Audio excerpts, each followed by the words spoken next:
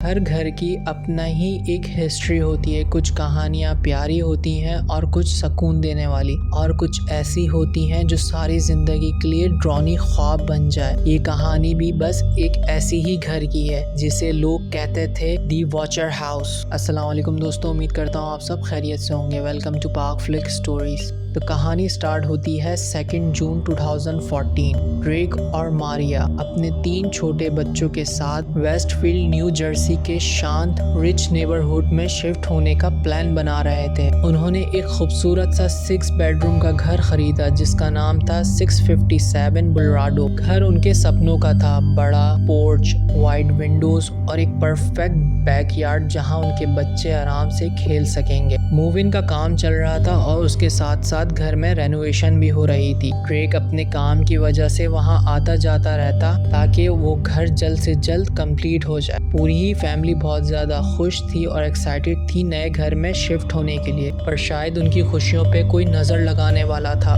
जून 18, 2024 की शाम में ड्रेक अपने घर में पेंट कर रहा था। रात होने लगी थी तो उसने सोचा जाके मेल बॉक्स चेक कर ले। जब ड्रेक ने मेल बॉक्स को खोला तो अंदर एक प्लेन व्हाइट एनवलप था। कोई रिटर्न एड्रेस नहीं था, बस लिखा हुआ था दी न्यू ऑनर। ड्रेक ने लेटर को खोला और उसके अंदर कुछ इस तरह से लिखा हुआ था, प्यारे नए नेबर 657 बुलराडो, वेलकम टू दी नेबरहुड। मेरी फैमिली ने 657 बुलराडो को बहुत ध्यान से देखा है। क्या तुम इस घर की हिस्ट्री पता है? क्या तुम जानते हो इसकी दीवारों के अंदर क्या छुपा है? मैंने तुम्हारे बच्चों को भी देखा है और उनके नाम से अक्सर उनको बुलाता हूँ, और तुम्हारी छोटी बेटी अक्सर बालकनी में बैठ के पेंटिंग करती है। क्या वो बड़े होके आर्टिस्ट बनना चाहती है? ड्रेक की धड़कनें अचानक से तेज होने लगी। कैसे एक अनजान इंसान उसके बच्चों के बारे में इतना कुछ जान सकता है? और उस लेटर के आखिरी में लिखा हुआ था दी वॉचर।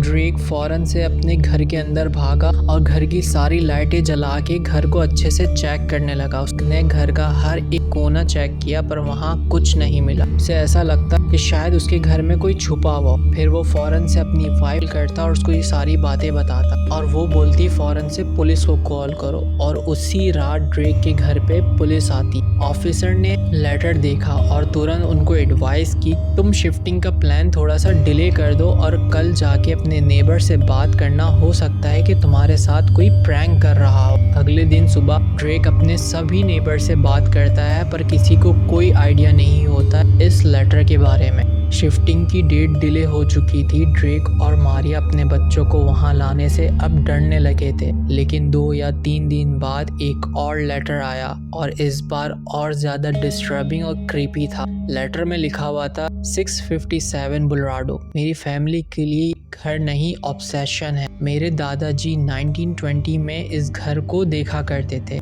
मेरे फादर 1960 में देखा करते थे, और अब मेरी बारी है। तुमने कौन सा बेडरूम लेने का सोचा, स्ट्रीट के तरफ या राइट साइड के तरफ? जैसे ही तुम शिफ्ट होगे मुझे पता चल जाएगा। क्या तुमने दीवारों के अंदर जो छुपा है उसे ढूंढ लिया? वक्त आने पर तुम उसे ढूंढ लोगे। और हर लेटर के लास्ट में लिखा हुआ होता है दी वॉचर। ड्रेक और मारिया को लगने लगा जैसे हर वक्त कोई उन्हें देख रहा हो। वो फौरन से पुलिस को फिर से कंप्लेन करते हैं और इस दफा पुलिस पूरे नेबर से खुद पूछताछ करती है और मेल बॉक्स पे भी नजर रखती है, पर कोई ऐसी चीज उनको नहीं मिलती, और लेटर को फौरन से डीएनए टेस्ट के लिए भेज देती है। जब डीएनए के रिजल्ट्स आते हैं तो उस लेटर पे एक फीमेल का डीएनए होता है। सस्पेक्ट लिस्ट में सबसे ज्यादा नाम माइकल का था, एक नेबर जो अपने बालकनी से हमेशा उनके घर के तरफ देखता रहता, लेकिन कोई प्रूफ नहीं था। ड्रेक ने प्राइवेट इन्वेस्टिगेटर और एक्स FBI एजेंट को भी हायर किया,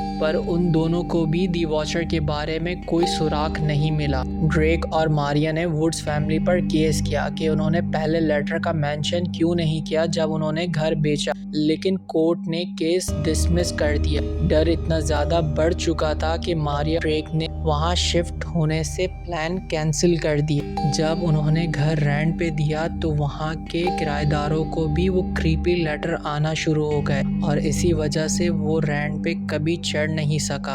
जनवरी 2019 मारिया और डेविड ने डिसाइड किया कि वो अब इस घर को बेच देंगे। उनको बहुत ज़्यादा लॉस हुआ पर उनके पास कोई दूसरा रास्ता नहीं था। घर के नए मालिक एंड्रू और एल्सन थे। नए ऑनर फौरन से वहाँ शिफ्ट हो गए, लेकिन उन्हें कभी भी कोई लेटर रिसीव नहीं हुआ। पर इस केस की मीडिया कवरेज के बाद लोग दूर दूर से 657 बुलराडो को देखने आने लगे। कुछ फोटोज लेते, बस उसे चुपचाप उसके घर को घूरते रहते, लेकिन असली विचर का पता आज तक नहीं चला। 657 बुलराडो का पास अभी भी वहाँ की हवा में महसूस होता है, और अगर दी वॉचर अभी भी वहाँ है तो शायद बस अपने अगला लेटर लिखने का इंतज़ार कर ही रहा होगा।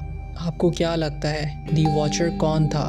माइकल था या फिर कोई और, या ये सब एंड्रू ने किया था? मुझे कमेंट में लाजमी बताएगा। मिलता हूँ किसी और एक नई कहानी के साथ। जब तक मेरे चैनल को सब्सक्राइब करेगा, वीडियो को लाइक करेगा, शेयर करना ना भूलें। अल्लाह हाफिज़।